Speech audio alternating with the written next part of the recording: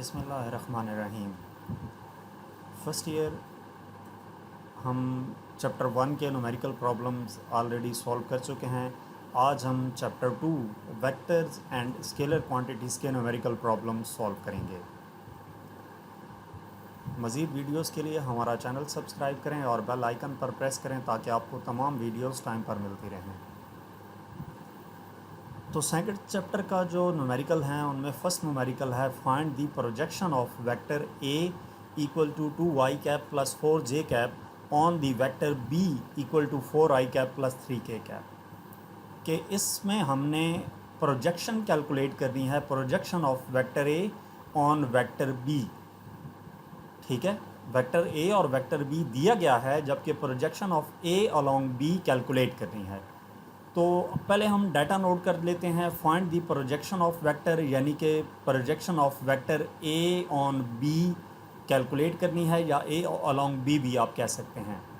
Vector A दिया गया है, a equal to 2i cap plus 4j cap, और इसमें k नहीं है तो k के साथ 0 आएगा।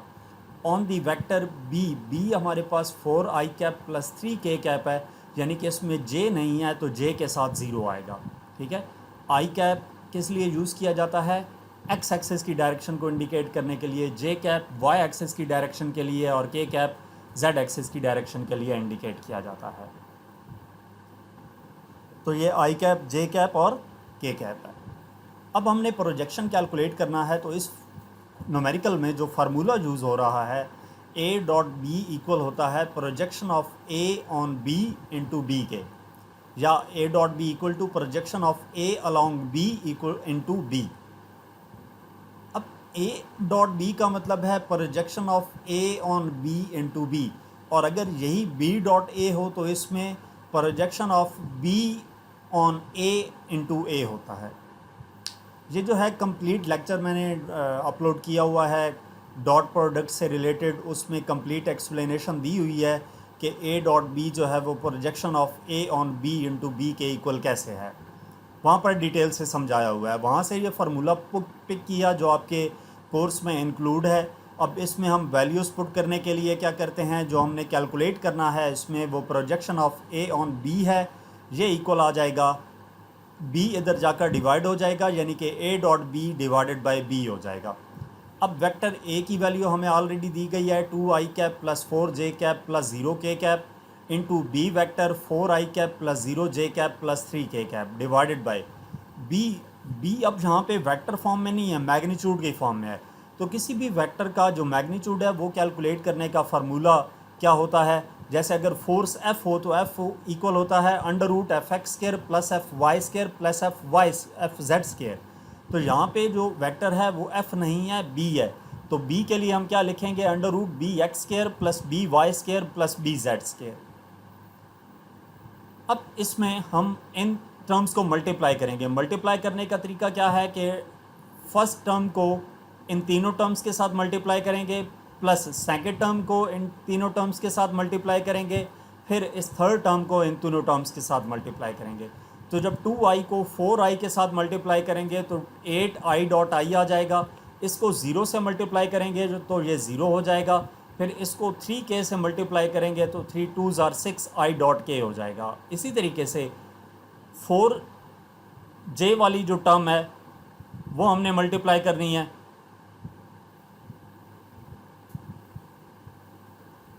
अब इस केस में 4 इंटू 4 16j डॉट आई बनता है। j डॉट आई 0 की इक्वल होता है तो ये टर्म 0 हो जाएगी।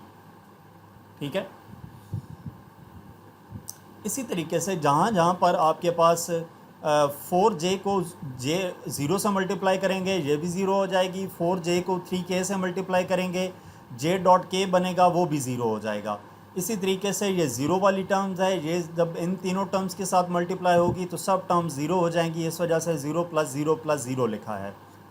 अगर आपको ये स्टेप इस तरीके से क्लियर नहीं है, वैसे तो मैंने ये लेक्चर में डिटेल से समझाया है, लेकिन अगर डायरेक्टली आपको क्लियर नहीं है तो 1 बाय 1 आप इसको इसी तरह लिख सकते हैं, जहाँ पे i डॉट आई आता है, j डॉट j आता है, k डॉट k आता है, i डॉट j आता है, i डॉट k आता है, j डॉट j आता है, j डॉट k, इस तरह डिफरेंट टर्म्स आती हैं। तो आप ये देखेंगे कि जहाँ पे आई डॉट आई है, जे डॉट जे है और के डॉट के है वो 1 के इक्वल होते हैं, जबकि आई डॉट जे डॉट के, जे डॉट आई, के डॉट आई, इस तरह के जो हैं यानी कि डिफरेंट यूनिट वेक्टर्स वाले, उनका आंसर 0 आता है। तो एट दी एंड जो टर्म आपके पास बचेगी वो 8 इंटू 1 बचेगा, बाकी सब 0 हो जाएंगे। डिवाइडेड बाय अंडर रूट ये हो जाएगा 4 स्क्वायर 16 प्लस 3 स्क्वायर 9, यानी कि 16 प्लस 9 25। तो ऊपर आ जाएगा 8 divided by under root 25, under root 25 का आंसर 5 होता है। तो projection of a on b equal आ जाएगा 8 डिवाइडेड बाय 5 के। नेक्स्ट न्यूमेरिकल नंबर 2 है, find the x and y components of a vector a equal to 4i cap plus 7j cap and its make an angle 60 degree with x axis. के x और y component find करने हैं vector A के। Vector A हमें दिया गया है a equal to 4i cap plus 7j cap. इस वेक्टर का एक्स कंपोनेंट यानी कि ए एक्स और y component a y calculate करना है, जबकि ये वेक्टर हॉरिजेंटल के साथ जो एंगल बना रहा है या एक्स एक्सिस के साथ जो एंगल बना रहा है वो एंगल हमें दिया गया है 60 डिग्री। तो डाटा हमारे पास क्या है, find x and y component, यानी कि ए एक्स कैलकुलेट करना है एंड ए वाई कैलकुलेट करना है। ऑफ वेक्टर, वेक्टर ए दिया गया है 4i cap plus 7j cap, makes an angle theta की वैल्यू 60 डिग्री दी गई है। तो इसका हम सोल्यूशन देखते हैं। हमारे पास एक्स और वाई कंपोनेंट कैलकुलेट करने के लिए हमें ए का मैग्नीट्यूड रिक्वायर्ड होगा। तो पहले हम वेक्टर ए का मैग्नीट्यूड कैलकुलेट करते हैं। वेक्टर ए का मैग्नीट्यूड कैलकुलेट करने के लिए formula a equal to under root a x square plus a y square है। इसमें ए एक्स की वैल्यू 4 है और ए वाई की वैल्यू 7 है। 4 स्क्वायर प्लस 7 स्क्वायर ये आ जाएगा 65 और अंडर रूट लेंगे इसका तो ये 8.06 आ जाएगा। जब मैग्नीट्यूड आ गया तो बेसिकली ए एक्स और ए वाई फाइंड करने के लिए जो फार्मूला है ना वो a x equal to a cos theta है और a y equal to a sine theta है। तो वो जो फार्मूला है वहाँ पे हमें ए रिक्वायर्ड है, इस वजह से पहले हमने ए कैलकुलेट कर लिया। अब हम क्या करते हैं, एक्स कंपोनेंट कैलकुलेट करने के लिए a x equal to a cos theta use करते हैं। ए एक्स इक्वल आ जाएगा ए का मैग्नीट्यूड 8.06 इंटू कॉस थीटा की वैल्यू 60 दी गई है। तो कॉस 60 हमारे पास कैलकुलेटर से जो वैल्यू आती है उसको 8.06 से मल्टीप्लाई करेंगे तो ये 4.03 आ जाएगा, जो कि अप्रॉक्सीमेटली 4 के इक्वल है। ये एक्स कंपोनेंट आ गया। इसके बाद वाई कंपोनेंट कैलकुलेट करने के लिए हमारे पास फार्मूला है a y equal to a y sine a sine theta, a y equal to a sine theta. इसमें वैल्यूज़ पुट करेंगे। ए का मैग्नीट्यूड अभी हमने कैलकुलेट किया था 8.06 और थीटा की वैल्यू हमें दी गई है 60। इसको कैलकुलेटर से सॉल्व करेंगे। साइन 60 कैलकुलेटर से फाइंड करके उसको 8.06 से मल्टीप्लाई करेंगे 6.98 आ जाएगा, जो कि अप्रॉक्सीमेटली 7 के इक्वल है। तो वो वेक्टर जो कि 4i प्लस 7j कैप है उसका एक्स कंपोनेंट 4 और वाई कंपोनेंट 7 है। ठीक है, ये वैसे भी अगर आप देखें ना तो ये ए है, इसका ए एक्स हमने यहाँ पर मैग्नीट्यूड फाइंड करने के वक्त क्या लिखा था 4 और ए वाई क्या लिखा था 7। तो इसका मतलब है जब हम प्रॉपर मेथड से सॉल्व करेंगे तो यही 4 और 7 आंसर ही आएगा। तो आपने ये देखा कि जो हमें ए वेक्टर दिया गया था उसका एक्स कंपोनेंट 4 है और वाई कंपोनेंट 7 है। तो जब हमने फार्मूला अप्लाई करके उसमें वैल्यूज पुट की तो ए एक्स 4 आया और ए वाई 7 आया है।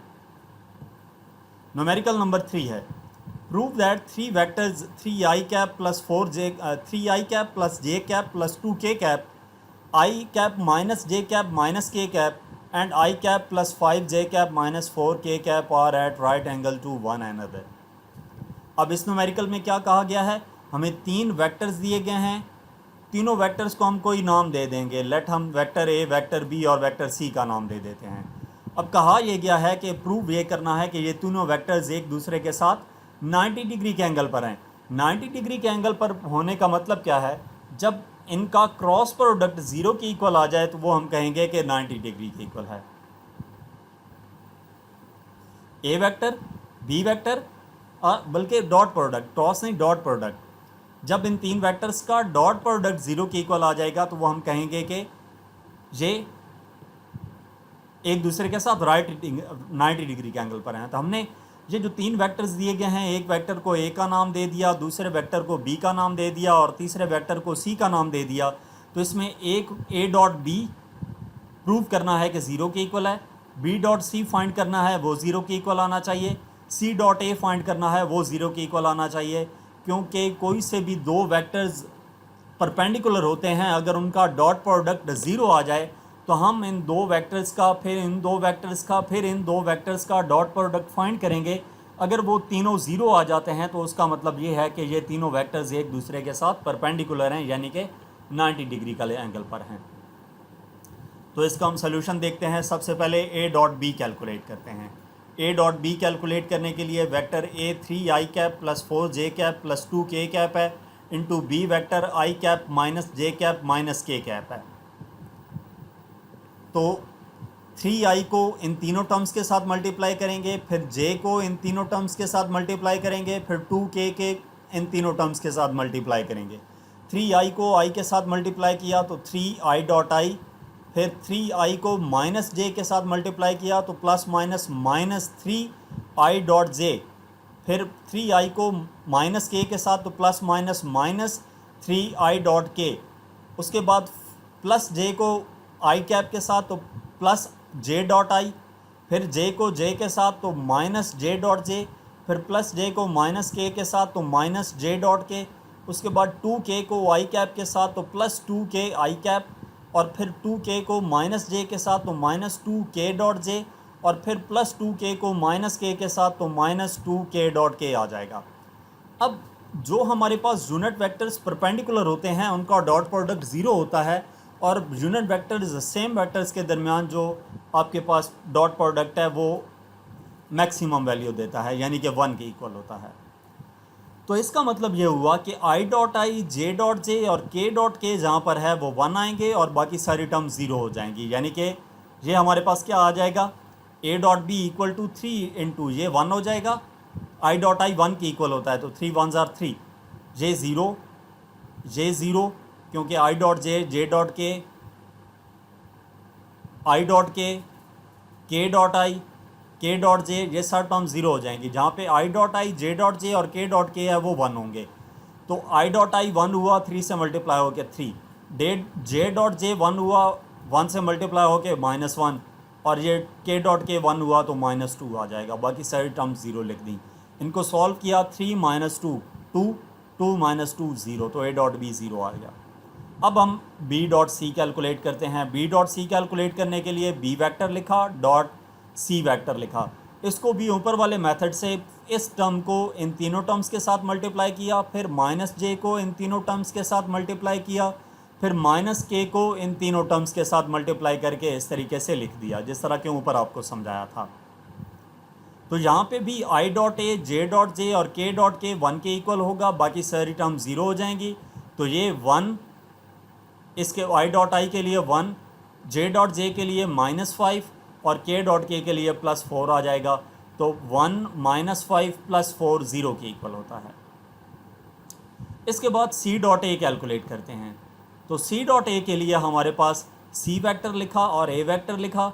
i कैप को इन तीनों टर्म्स के साथ मल्टीप्लाई करेंगे, 5j को तीनों टर्म्स के साथ मल्टीप्लाई करेंगे, फिर 4k को तीनों टर्म्स के साथ मल्टीप्लाई करेंगे। तो c डॉट ए इक्वल आ जाता है i को 3i के साथ 3i डॉट आई, इसी तरह से आगे मल्टीप्लाई करते जाएंगे। तो i dot I, J dot J और k डॉट के 1 के इक्वल आएगा, बाकी सारी टर्म ज़ीरो हो जाएंगी। तो i डॉट आई के साथ 3 है, ये 3 हो जाएगा, जे डॉट जे के साथ 5 है, ये 5 आ जाएगा, और k डॉट के के साथ -8 है, ये -8 आ जाएगा। 3 + 5 8, 8 - 8 0, तो c डॉट ए भी ज़ीरो आ गया। इसका मतलब क्या हुआ कि जो तीन वेक्टर्स हैं उनका आपस में जब हमने डॉट प्रोडक्ट लिया तो वो ज़ीरो आया। इसका मतलब ये हुआ कि तीनों वेक्टर्स एक दूसरे के साथ राइट एंगल पे हैं, यानी कि 90 डिग्री के एंगल पर हैं। Numerical number 4, magnitude of dot and cross product of two vectors are 6 and 603 respectively, find the angle between them. ये न्यूमेरिकल काफ़ी इंपॉर्टेंट है। इस न्यूमेरिकल में क्या कहा गया है कि मैग्नीट्यूड और डॉट और क्रॉस प्रोडक्ट जो है दो वेक्टर्स का वो 6 और 603 है, यानी कि दो वेक्टर्स हैं कोई से भी दो वेक्टर्स हैं, उन दो वेक्टर्स का डॉट प्रोडक्ट 6 और क्रॉस प्रोडक्ट 6√3 है, उन दो वेक्टर्स के दरमियान एंगल क्या होगा वो कैलकुलेट करना है। इस स्टेटमेंट की मदद से डाटा नोट करते हैं। Magnitude of dot and cross product of two vectors are 6, कि डॉट प्रोडक्ट 6 है और क्रॉस प्रोडक्ट 6√3 है। तो अगर दो वेक्टर्स ए एंड बी हों तो ए डॉट बी 6 दिया गया है और ए क्रॉस बी 6√3 दिया गया है। थीटा हमने कैलकुलेट करना है, find angle between them.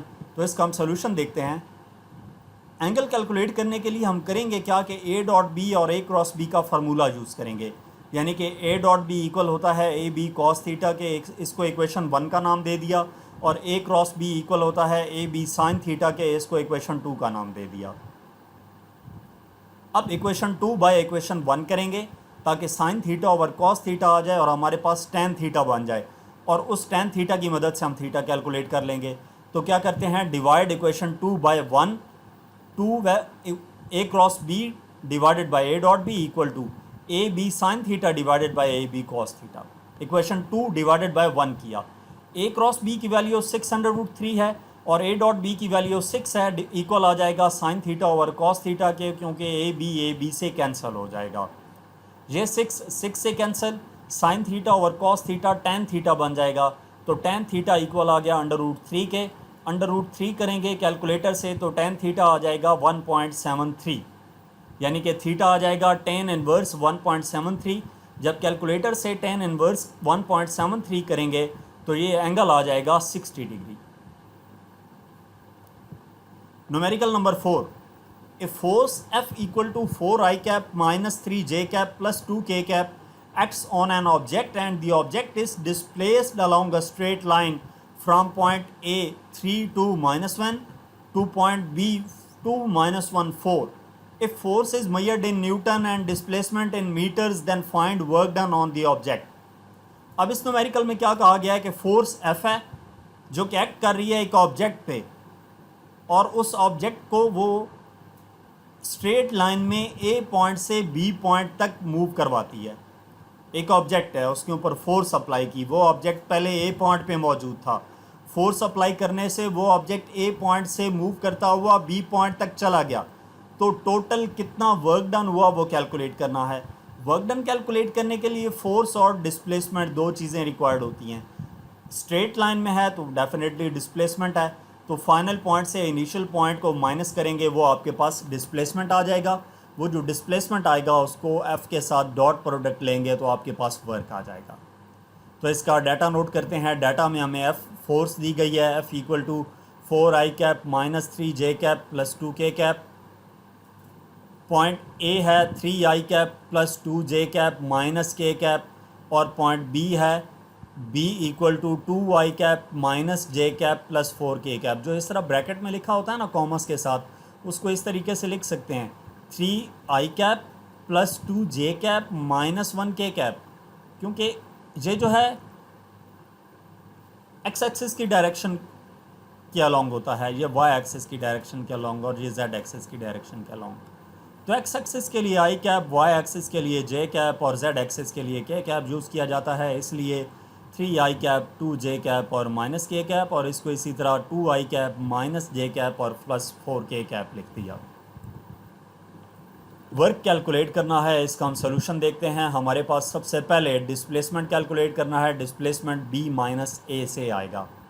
Displacement calculate करने के लिए final point minus initial point, यानी कि B माइनस A, B की वैल्यू पुट की माइनस A की वैल्यू पुट की। अब इसको कैलकुलेट करने के लिए ये करना होता है कि I वाली टर्म्स I से माइनस करते हैं, J वाली टर्म्स J से माइनस करते हैं, और K वाली टर्म्स K से माइनस करते हैं। तो 2i cap minus 3i cap minus i cap रह जाएगा, minus j cap plus 2j cap plus j cap. अब माइनस j कैप, ये माइनस है बाहर तो इसकी साइन चेंज होगा, माइनस 2j हो जाएगा, minus j cap minus 2j cap, तो ये 1 प्लस 3j कैप हो जाएगा, plus 4k cap minus minus plus k cap, यानी कि 4 प्लस 1 ये 5k कैप हो जाएगा। अब हमने वर्क कैलकुलेट करने के लिए क्या करना है, F डॉट D करना है। F की टर्म पुट की इन डॉट D की टर्म जो भी कैलकुलेट की वो पुट की, इसको हम मल्टीप्लाई करेंगे, यानी 4i को इन तीनों टर्म्स के साथ मल्टीप्लाई करेंगे, फिर -3j को इन तीनों टर्म्स के साथ मल्टीप्लाई करेंगे, फिर 2k को इन तीनों टर्म्स के साथ मल्टीप्लाई करेंगे।